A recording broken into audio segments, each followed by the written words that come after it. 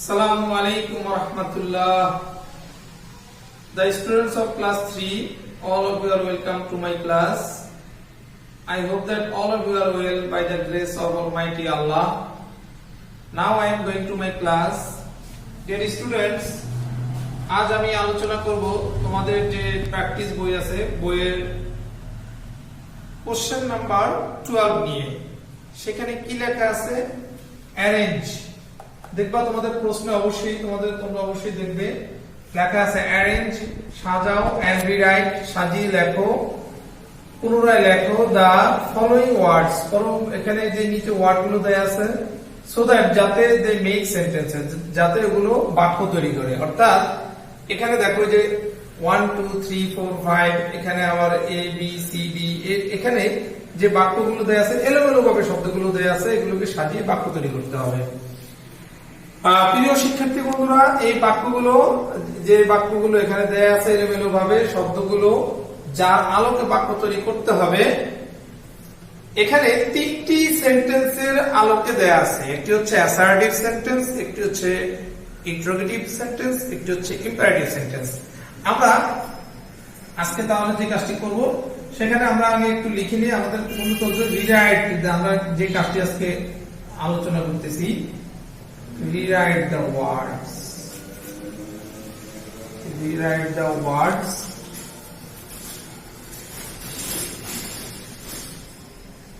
to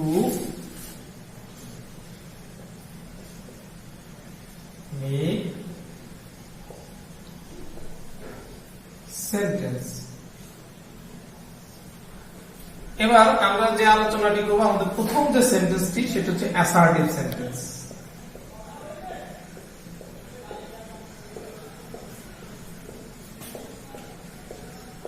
শিক্ষার্থী বন্ধুরা, তোমরা অবশ্যই খাতায় লিখে নিবে, গঠনগুলো দ্রুত তোমরা খাতায় তুলে নাও। অ্যাসার্টিভ সেন্টেন্সের গঠন হচ্ছে প্রথমেই সাবজেক্ট থাকবে, এরপরে ভার্ব থাকবে, তারপরে অবজেক্ট থাকবে, তারপরে এক্সটেনশন থাকতে পারে, নাও পারে, ফুল স্টপ বসবে। শিক্ষার্থী বন্ধুরা, এটা হচ্ছে অ্যাসার্টিভ বাক্য, বর্ণনামূলক বাক্য। এরপরে আমরা দেখো লিখি ইন্টারোগেটিভ বাক্য।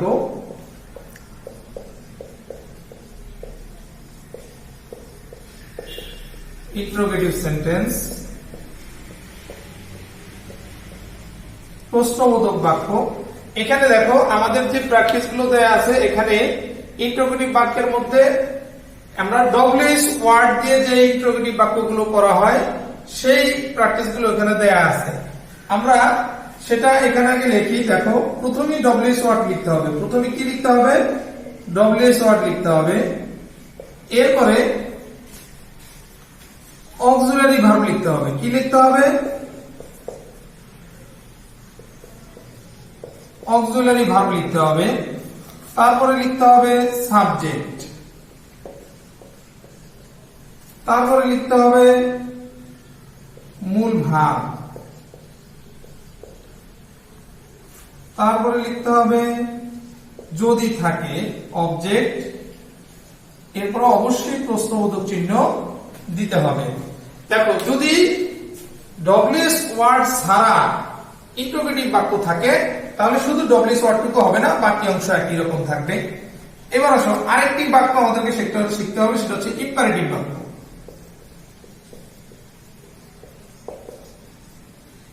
ইম্পারেটিভ সেন্টেন্স হচ্ছে কোনগুলো?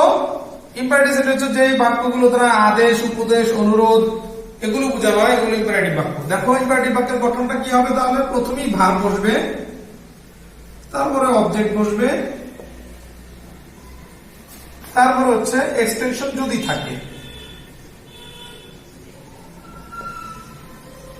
হবে। শিক্ষার্থী বন্ধুরা, আমরা একটু জেনে নিই ইম্পারেটিভ বাক্য। এই বাক্যগুলো যদি নেগেটিভ করতে হয় তাহলে প্রথমেই নেগেটিভ ওয়ার্ড ডু নট বসিয়ে নিতে হবে। নেগেটিভ হওয়ার ক্ষেত্রে কি হওয়ার ক্ষেত্রে নেগেটিভ করতে হবে।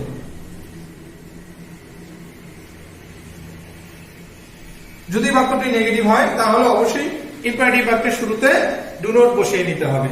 শিক্ষার্থী বন্ধুরা, তোমরা এই যে তিনটি সেন্টেন্স গঠন, দ্যাট মিন্স এখানে স্ট্রাকচার লেখা আছে, লেখা হয়েছে, তোমরা স্ট্রাকচার গুলো অবশ্যই তুলে নিয়েছো। যারা এখনো নাও নাই দ্রুত তুলে নাও। আমরা এই স্ট্রাকচারের আলোকে এখানে যে এলোমেলো শব্দগুলো দেয়া আছে, এই এলোমেলো শব্দগুলোকে সাজিয়ে আমরা সেন্টেন্স তৈরি করব। ওকে, তাহলে এখন আমরা আমাদের প্র্যাকটিসে চলে যাই।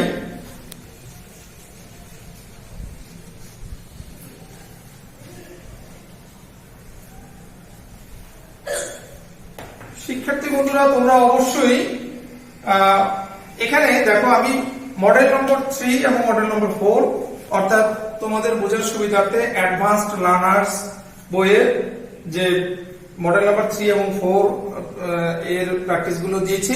তোমরা তোমাদের কাছে অন্য বই থাকলে সেই বই থেকেও প্র্যাকটিস করতে পারো। এখানে দেখো 1 নম্বরে কি দেয়া আছে, 1 নম্বর বাক্যটি দেয়া আছে ইজ ওল্ড জান্নাত ইয়ার্স 7। ইজ অর্থ হয়, ওল্ড বয়স, জান্নাত ব্যক্তির নাম, ইয়ার্স বয়স, 7 হচ্ছে বয়স। দ্যাট ইজ এটি অ্যাসার্টিভ বাক্য। আমাদেরকে এটা তৈরি করতে হবে এভাবে যে সাবজেক্টকে জান্নাত, তাহলে আমরা অবশ্যই তোমাদের কাছে স্ট্রাকচার দেয়া আছে।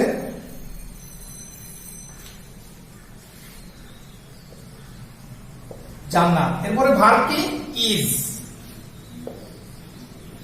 জান্নাত ইজ।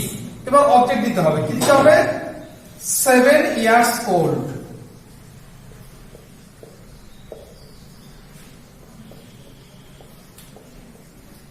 অর্থ কি দাঁড়ালো, জান্নাতের 7 বছর বয়স, জান্নাতের 7 বছর বয়স। তাহলে আমরা এই 1 নম্বর লাইনকে সাজিয়ে ফেললাম। এবার 2 নম্বর দেখো, 2 নম্বর কি দেয়া আছে, ডাজ হোয়াট ডু শি। এখানে হোয়াট শব্দ আছে, দ্যাট মিন্স আমরা বুঝে ফেললাম যে এটি ইন্টারোগেটিভ বাক্য। ইন্টারোগেটিভ বাক্যের গঠন কি, তাহলে ডব্লিউএস ওয়ার্ডকে আগে তুলে নেই, হোয়াট। শিক্ষার্থী বন্ধুরা, আমরা এরপরে জানি যে অক্সিলারি ভার্ব দিতে হবে। এই সেন্টেন্সটিতে অক্সিলারি ভার্ব হচ্ছে ডাজ, হোয়াট ডাজ। এরপর আসো মূল ভার্ব, সাবজেক্ট। এখানে সাবজেক্টকে শি, হোয়াট ডাজ শি। মূল ভার্ব কি, মূল ভার্ব হচ্ছে ডু। আমরা গঠন অনুযায়ী প্র্যাকটিস করেছি, তারপর বস্তুবোধক চিহ্ন দিতে হবে। শিক্ষার্থী বন্ধুরা, অর্থটা তাহলে কি দাঁড়ালো, অর্থটা হইল যে সে কি করে, সে কি করে। এবার আসো 3 নম্বরে, 3 নম্বর কি দেয়া আছে, এ টেল লাই নেভার। অর্থ হচ্ছে এ একটি, টেল বলা, লাই মিথ্যা, নেভার কখনো না। তাহলে এখানে সাবজেক্ট নাই এবং বাক্যটি হচ্ছে ইম্পারেটিভ বাক্য। এখানে ইম্পারেটিভ বাক্য যেহেতু, সেটি ইম্পারেটিভ বাক্যের গঠনে নিয়ম করতে হবে। নেভার অর্থাৎ নেগেটিভ অংশটা আগে দিয়ে দিতে হবে। নেভার শব্দের অর্থ কি শিক্ষার্থী বন্ধুরা, নেভার শব্দের অর্থ হচ্ছে কখনো না। তোমরা অবশ্যই জানো নেভার শব্দের অর্থ হচ্ছে কখনো না। কখনো না কি, কখনো না কি না, টেল ভার্ব দিতে হবে। এবার অবজেক্ট, কখনো বলো না, কি বলো না, এ লাই। এবার কি হলো, নেভার টেল এ লাই, কখনো মিথ্যা বলো না। এখানে দেখো ইম্পারেটিভ বাক্যে সাবজেক্ট উজ্জ থাকে, দ্যাট মিন্স কে মিথ্যা বলবে না, যে মিথ্যা বলবে না সেটি সেন্টেন্সে আছে না, এটা সাবজেক্ট উজ্জ থাকবে। দ্যাট মিন্স নেভার টেল এ লাই, কখনো মিথ্যা বলো না। এবার আসো 4 নম্বরে, 4 নম্বরে এখানে কি দেয়া আছে, এ একজন, ইজ হয়, মাই আমার, টিচার শিক্ষক, ফাদার বাবা। এখানে সাবজেক্টটা হবে কি হবে, এখানে এটা একটি অ্যাসার্টিভ বাক্য। এখানে সাবজেক্ট হবে মাই ফাদার। সাবজেক্ট কি হবে, মাই ফাদার।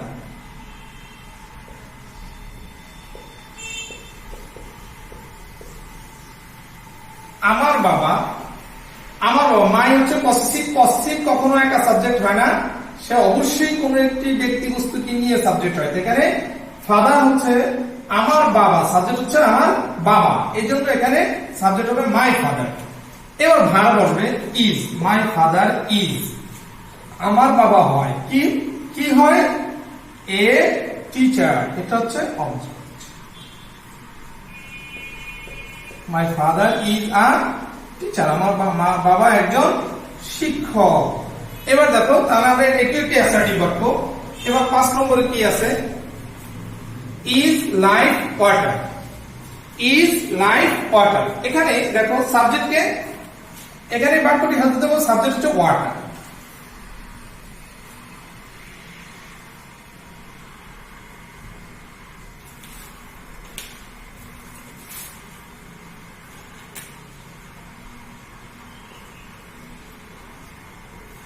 ভার্ব কি ইজ,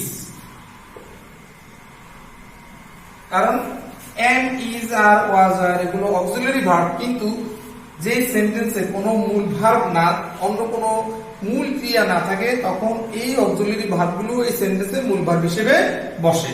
এখানে ইজই মূল ভার্ব। ওয়াটার ইজ লাইফ, অর্থটা কি দাঁড়ালো, পানি জীবন। শিক্ষার্থী বন্ধুরা, আমরা এই 5টি প্র্যাকটিস করে ফেলেছি। এবার দেখো আমরা পরবর্তী যে আমাদের প্র্যাকটিসটি রয়েছে, তোমরা অবশ্যই খাতায় তুলে নিয়েছো।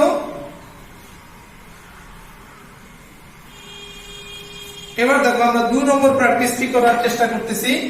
এখানে আমাদের পরবর্তী যে প্র্যাকটিস, এখানে এ নম্বরে দেখো পরবর্তী প্র্যাকটিসটি, in I Dhaka leave.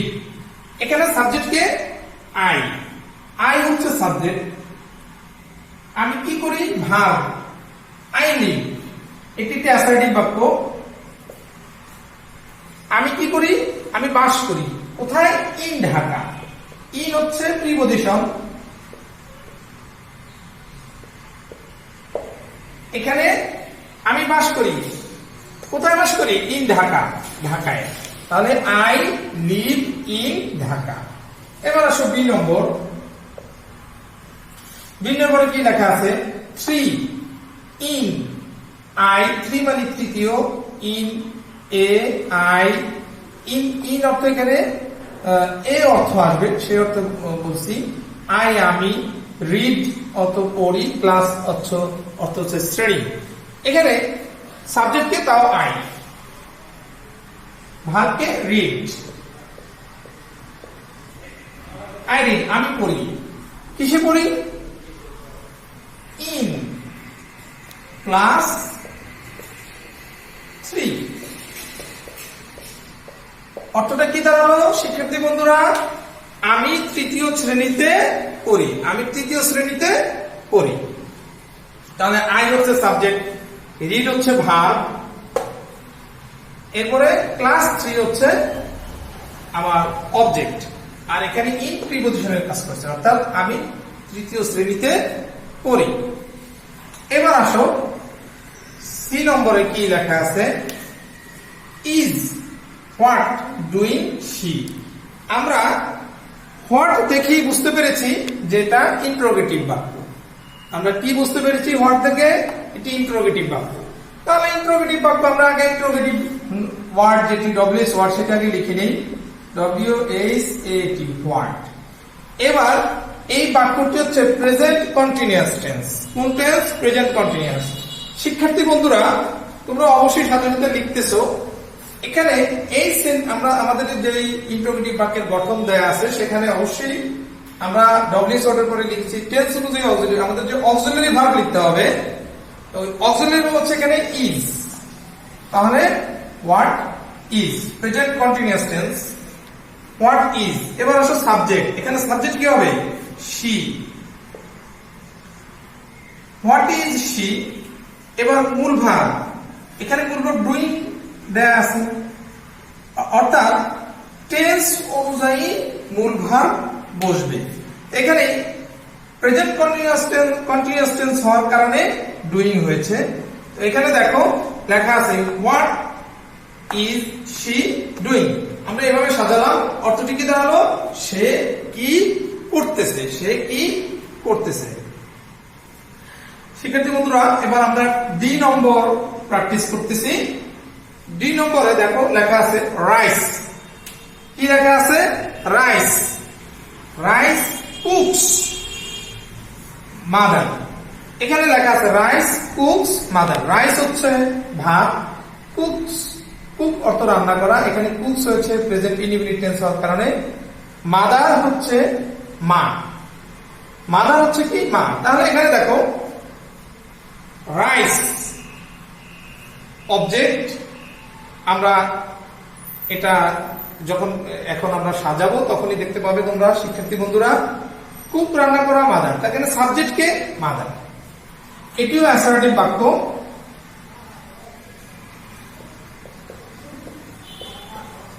Mother, mother কি করতেছে?